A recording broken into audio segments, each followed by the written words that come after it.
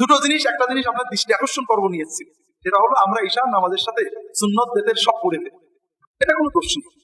তবে উত্তম হলো ঈশান নামাজের পরে সুন্নত পড়বে, আর বেতেরটা পড়বেন সবচেয়ে উত্তম হলো শেষ রাতে তাহাজ্জুদে উঠে, না পারলে ঘুমানোর আগে। ঠিক যখন ঘুমাতে যাবেন ঘুমানোর আগে ওযু করে 2-4 রাকাত কিয়ামুল লাইল করে বেতের পড়বেন, পড়ে পারলে 2-5 মিনিট তাসবিহ তাহলিল করে দরুদ পড়ে আল্লাহর কাছে দোয়া করবেন, সব মিলিয়ে 10 মিনিট লাগবে, শুয়ে পড়বেন। এতে অনেকগুলো ফায়দা। 1 নম্বর হলো রাসূল সাল্লাল্লাহু আলাইহি ওয়াসাল্লাম বলেছেন শেষ রাতে না হলে ঘুমানোর আগে বেতের পড়বেন। 2 নম্বর হলো যদি কেউ ওযু সহ ঘুমাতে যায়, রাসূলুল্লাহ সাল্লাল্লাহু আলাইহি ওয়াসাল্লাম বলেন একজন ফেরেশতাকে আল্লাহ পাঠিয়ে দেবেন তার বিছানায় শুয়ে থাকবে, সারা রাত ওই ব্যক্তি ঘুমাবে, নড়াচড়া করবে আর ওই ফেরেশতা দোয়া করবে। 3 নম্বর, কেউ যদি ওযু অবস্থায় ঘুমিয়ে পড়ে, রাত্রে ঘুম ভাঙে, শুয়ে শুয়ে দোয়া করলে আল্লাহ দোয়া কবুল করে।